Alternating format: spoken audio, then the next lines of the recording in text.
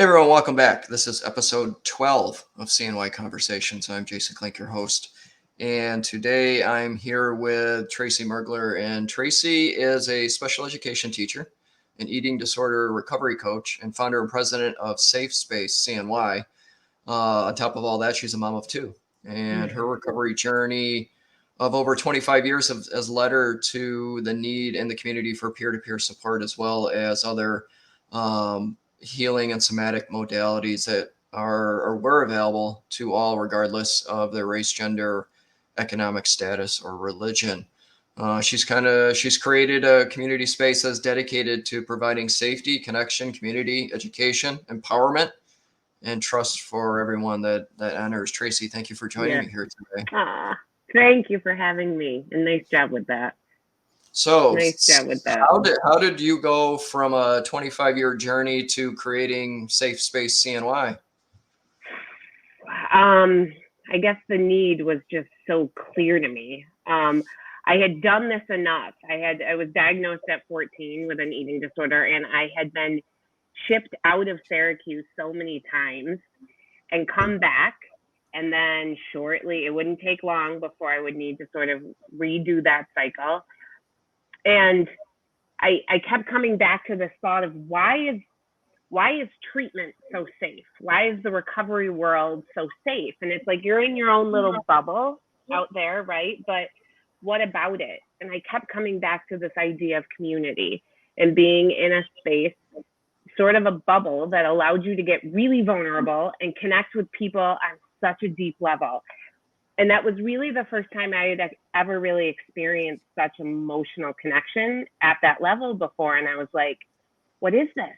Like, this feels really good, but to be able to get to this point, I have to be really vulnerable. And so does the person across from me and everybody else, right? And so I had come back my last time from treatment back, it was 2018, I'd come back. And I had tried to go through sort of the same cycle of the same things here. And I was like, you know what, I'm going to build something on my own. So I sat down because of the fact that I am a special ed teacher. I literally got out crayons and markers and drew Safe Space. And I took away from everything I had done up to that point, those 25 years, what worked, what didn't work, what would the space have to need, and I went through it all. And then I was like, okay, so where do we start? And that was right before COVID hit. And so then COVID hit, and I was like, wow, this isn't really just for the recovery world. Like, this is for everybody. Like, everybody's struggling with connection. Everybody's struggling with healthy outlets and modalities and getting vulnerable. And it's not just the people that are in recovery, you know? And so it became a bigger vision at that point. And you and I had connected on social media, and I saw this Safe Space CNY, and being, that the podcast is based around everything Central New York, which kind of prompted me to reach out to you. So what are the services and clientele for? I mean, obviously there may be some privacy requirements there, but what are the services and such for Safe Space CNY? Sure. So the foundation is support groups, and it's a lot of peer-to-peer support groups, because who else to give you advice and to hold space for you than people that have done there and been there before, right? So it started with things that I had experience with, which was eating disorder recovery and trauma support. And so we started there. And then it started to build. We added in a few postpartum groups. We added in a men's group, a caregivers group. We have a divorce group starting on Monday, an educators group, teen support, and the list goes. We actually have 8 new groups starting this month. And so what happens is people would they would reach out and say, I can't find support in this area. And it's normal stuff. It's normal stuff that as a human we go through, right? It doesn't have to be significantly traumatic events. It could be that, you lost your dog, or like things that people just, they tend to isolate around. And so we're actually trying to rewrite the rules and say, no, you actually can do this in community. So I got the topic a little bit there, but so right now it's mostly support groups. But what the goal will be is, right now we're fundraising for the space.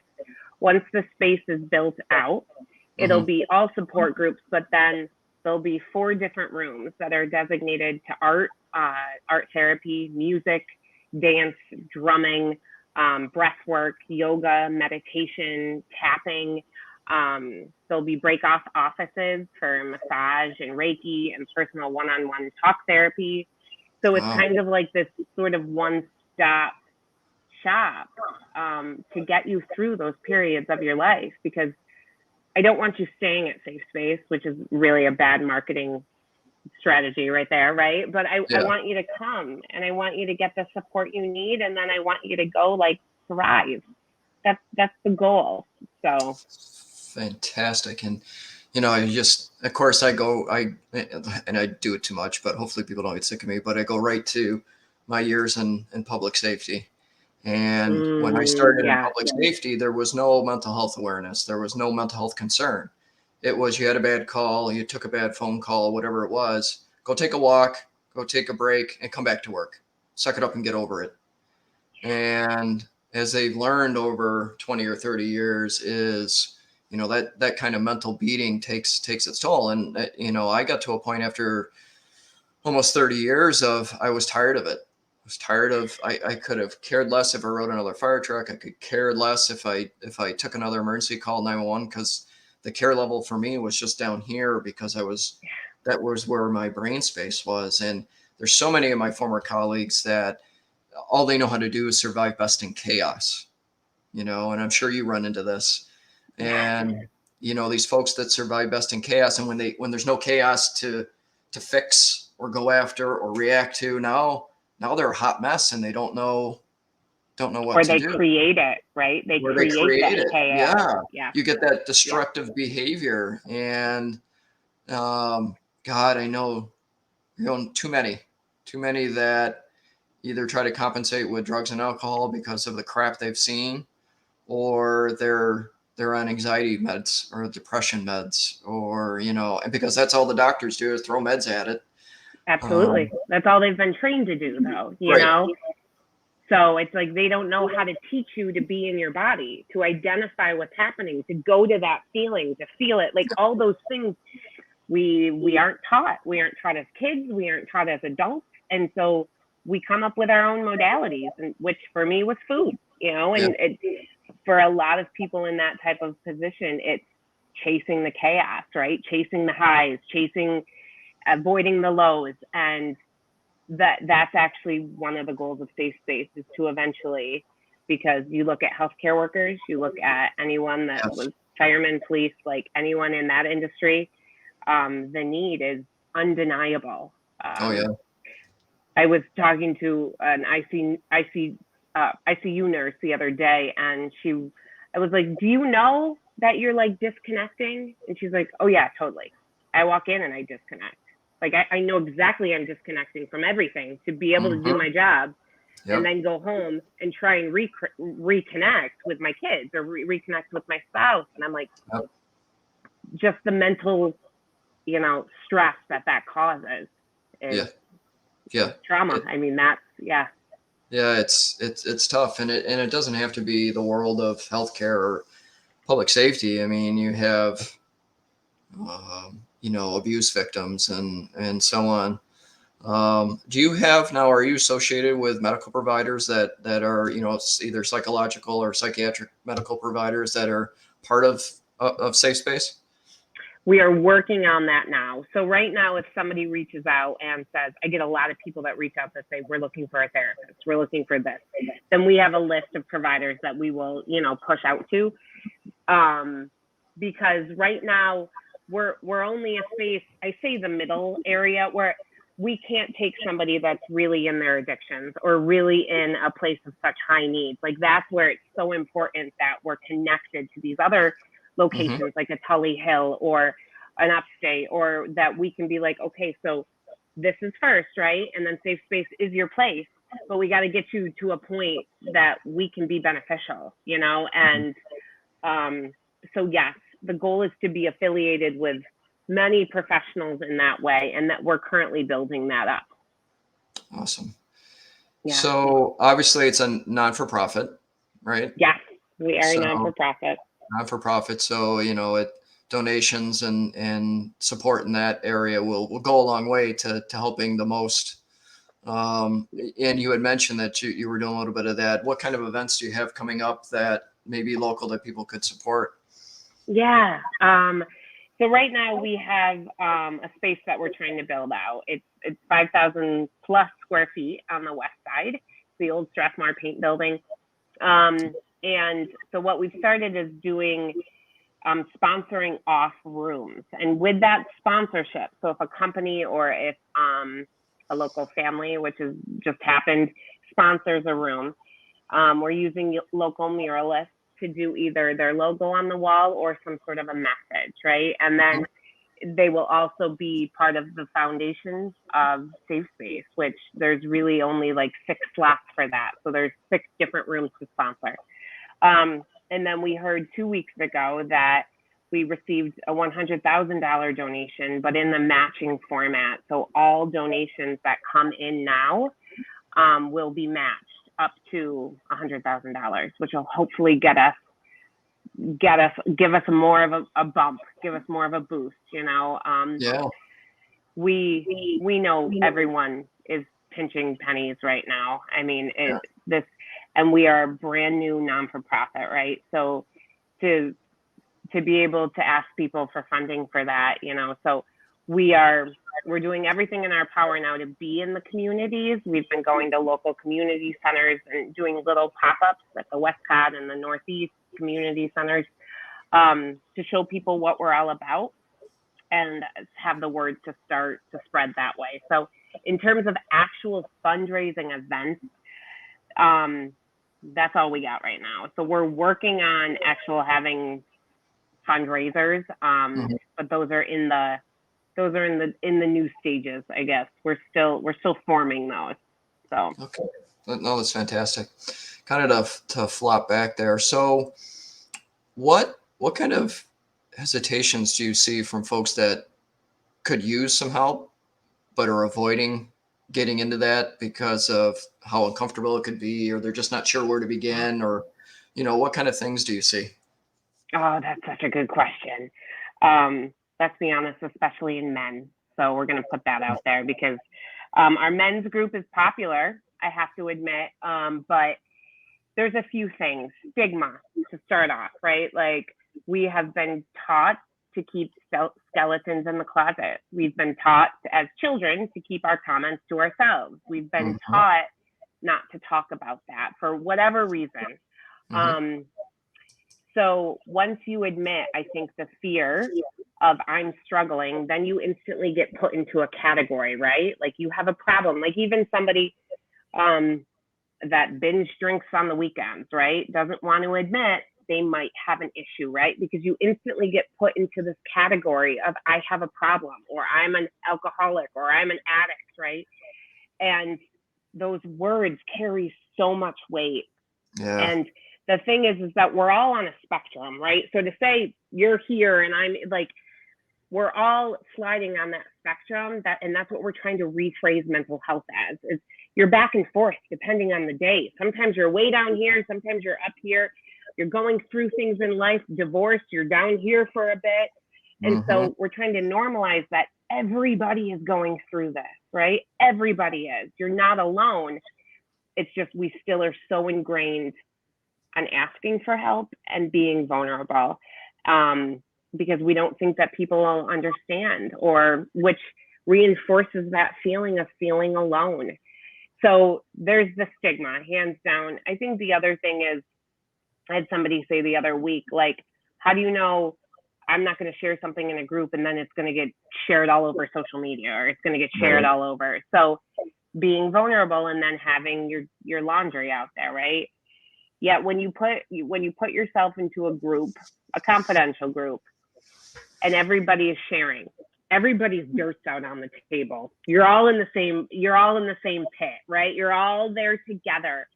And a friendship, this relationship starts to build that honestly is different than your friendships. It's different than your family. It's different than your coworkers, because somebody has gone through something you have gone through. Right. And they can say, hey, I've been there. And Yep. the last thing that happens is sharing somebody else's dirty laundry, because you're right there with them, right? Yep. So Yep. I think that's a fear too for a lot of people. Like sharing with strangers, like opening up that part of you that your spouse might have not even seen, like there's just so much vulnerability that happens to be able to do this. Yeah, it's interesting you say that, because I can, I can talk to anyone, right? And Mm-hmm. even when I was down in a hole and needed help, but one-on-one with a therapist was fine. Was I going to go sit down in a peer group and talk about it? Probably not. Right. So, and I think that, and I'm wondering if you agree, it's just finding that path to find your truth, to find that path to finding, what's real, and where do you begin to recover? Absolutely. Yeah. Yeah. And that looks different for everybody, right? I Right. call it a toolbox. It looks different for everybody. So what changed my life was breath work. Like I tried every modality in the book. I was on meds for 25 years. Breath work literally changed my life. Does that mean it's going to change yours? No, it might not be what does it for you, right? Which is why we have to dip our toe into all of these different things and say, okay, maybe that works, maybe that doesn't, and but that's a question for you. What comes up for you thinking about sitting in a support group and sharing at that point in your life? Like At that point in my life, I think it would have been just judgment, yeah, judgment. And regardless if it was a peer group or not, I think at that point in my life, it would have been, because there was such a, I had the starting stages of burnout with my public safety career. I was going through a divorce.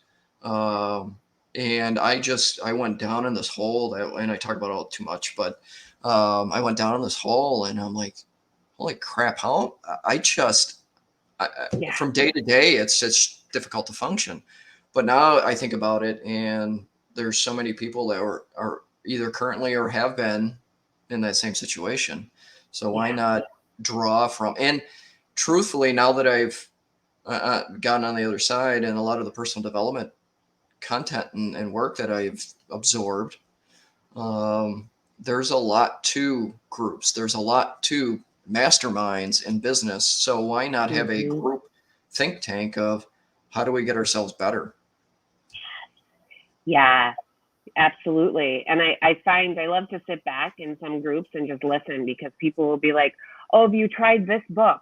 Or have you tried this this yoga instructor? Or have you done this? And it's like all these ideas that it just naturally happens. People just bounce off, because they're all at a different stage too, right? People might just be coming out of a divorce. People might have been 2 years into dating, whatever. They're all at a different phase. And so they can say, listen, you're in it right now, but that's going to end. That's going to end. Like, keep going. And for somebody, there's just this trust factor that happens compared to, and talk therapy is one of my tools as well. But if your therapist hasn't really been through what you're going through, right, it's different. It's a different type of response, right? Yeah, 100%. And I was just recently having a conversation. So I have a colleague that him and his wife had started yoga for first responders. Oh, and it's all a part of the mental health movement that's within that industry, and they're quite unique in what they do. But they, they'll go in and pitch yoga for first responders to a public safety agency, and they'll be like, yoga for what? No, I'm not doing yoga. What are you talking about? But then they start showing them the data, and they start showing them the information and showing them the results and the success stories. And all of a sudden now people start, well, shit, why not? Right. You're absolutely right. And I've seen that with this too, that talk therapy, even the word therapy has such a stigma with it in that world specifically, that you have to like frame it differently. You have to use different words. And it was the same. We went up to the Westcott Community Center and did drumming and then the sound healing for them. And we couldn't use those words, right? Because it's just such a stigma, specifically in different ethnic backgrounds. That like you therapy is not something we do, right? We don't talk about that stuff. Yeah. So we're just at this massive time of transition. And COVID definitely, threw that into high gear.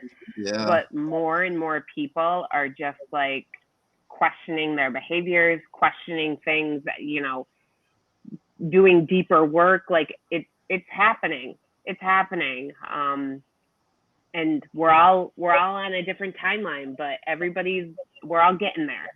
So do you think that the acceptance level changes with age groups or generations? A young or maybe an older Gen Z versus a Gen Xer like me. Do you think the acceptance level changes with those age demographics? Yes, I see. I mean, even with some of the college kids we work with, they have so much knowledge and just education that we didn't have as kids growing up around mental health. Just the way they can clearly state what's happening. And I'm like, wow, I just learned that last year. Like, this is pretty impressive, right? And then even when I sit down, like with my parents and the older demographic that is, let's be honest, retirement and the transitions they go through at that age, like that's a time for community too. And they've grown up for so long not opening those doors that it's like the fear of opening those doors is massive. So I do see it. I do see it. It's interesting you said that too, because I've had conversations with my father now that he's pushing 80 years old, right? Okay. And I've had conversations now that I don't think we would have ever had 30 years ago or 35 years ago, because it was conversations that just didn't had parent child, that's where it stays. Yes. Yes, I completely agree. You didn't question things, right? You didn't ask, and it's the same thing with the start of Safe Space, the amount of conversations I've had with them now, and how it's piqued their interest in other areas, and they've questioned things and they've seen their lens is definitely broadened.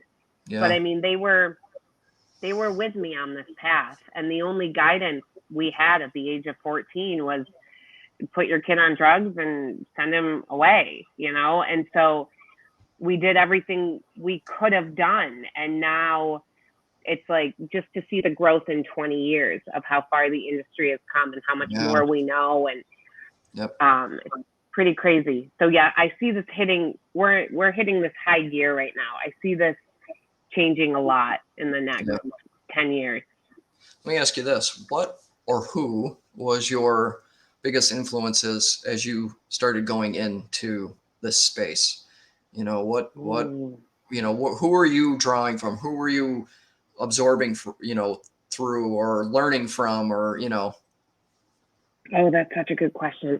We have, to be completely honest, I didn't think recovery was possible.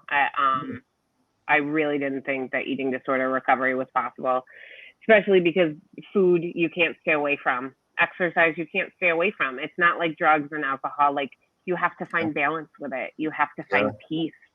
And so for me, I had a couple people personally in the recovery world that were big role models for me. But locally, we have this powerhouse of like women entrepreneurs.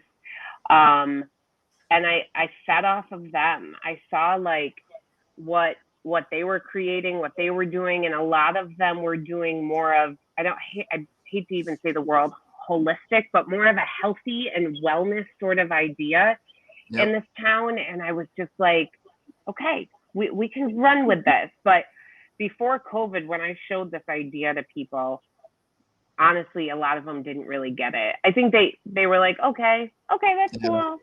Yeah. And then after COVID, I think people were like, oh yeah, like we see the need. Um, but specific role models, I don't know if there's anybody that I'm like such an avid reader, so I think there's some people definitely in the literary world that I definitely just took their courage, like Brene Brown, and Oh, okay. um, the way they spoke about um, shame and the way they spoke about just just really gave me that understanding and that courage within myself to speak out about some of this stuff and to create something and say this isn't working good enough, we can do better, right? So yeah, I think I threw myself into that for like 3 years. A lot of reading, a lot of reading, a lot of listening, a lot of Hmm. podcasts, a lot of growth. Yeah. Um, because I wouldn't have been able to do this 5 years ago, you know? Yeah, I was going to say, imagine if we had the access to all of these positive influences 20, 25 years ago. God, no. We got everything at our fingertips right now. And if we had that 20, how much farther ahead we might be just as human beings. Agreed. I totally agree. Like, I think the lack of education, the lack of knowledge around things, Yeah. totally stunted that part. And now it's right there, right? Like, Yeah. um, I do. I think about that. I think about that. So the final question I have for you. So I have a friend of mine who, I keep tabs of. Um, she's had a tough number of years. PTSD, ADHD, abusive relationships, trying to get better, going to therapy, Yeah. trying to get better. And I always tell them, I'm like, wow, once you get to a comfortable point, I said, you could really help a lot of people with just what you've been through and what you've learned. And do you find yourself identifying with people within the groups that you go, wow, that person, once they get healthy, they're going to help an enormous amount of people? Yes, I do that all the time because how I see it is, oh, I believe that everybody's got a superpower. That's how I say it, right? We've all got the superpower, yet we aren't taught as children how to find that superpower and how to kind of hone in on it and make it what it's supposed to be. And typically when we're not given those tools, it becomes something else, right? Mine became an obsession with food and exercise. It spins into something else. And so this is a little bit more spiritual, but I see this in people because especially in the recovery world, they haven't learned yet how to hone that energy and use it for something powerful. So I took all that energy that I was putting towards an eating disorder and put it towards building safe space, to building community, right? And it's giving back from what I've been through. And Yeah. so that is what I find. That's why, like within AA, the whole mentorship program is so huge because as you're healing, you're helping others. And you get to this point where your story is no longer based in shame and sadness and trauma, but your story is this empowerment, like this I don't know, the story you want to share with everybody because you're like, look what I did. Look what I did. And it gives people that hope to be able to do the same. So yes, to answer your question, you can just see it in some people like that. Yeah. You're like, God, you're going to be a powerhouse. You are going to be a powerhouse. You should just Yep. seen your face change when you were talking about that. Oh, It just really? just lit right up about, and it, I've done a few of these interviews, and you could always tell when somebody hit their passion point because their face lights up and they're moving around, and And they so get, you could change you could see your whole energy change talking about, and that's awesome because that just proves that you're really on the track to help a lot of people. thank And I you. think that the more you get your message out, the more you tell your story, the more that you're going to draw people to you because they're going to be like, wow, she's just like me. And, Yeah. and I think that's where the power lies in helping as many as possible. I completely agree. And it all starts with a story, right? It all Yep. starts with telling our Yep. story. So Yep. as we get more and more people to do that, especially in Central New York, right? It's Yes. personal. It's right here. It's our family. It's our community. Right. It connects us all, and so that is the hope. You see it. You see it. Yep. Yeah, 100%. So what's next for Tracy? Is there a project or something going on in your life that's up next for you? Oh goodness, kids are off for the summer, so I'm hoping to have a little Yeah. downtime with them. But realistically, no.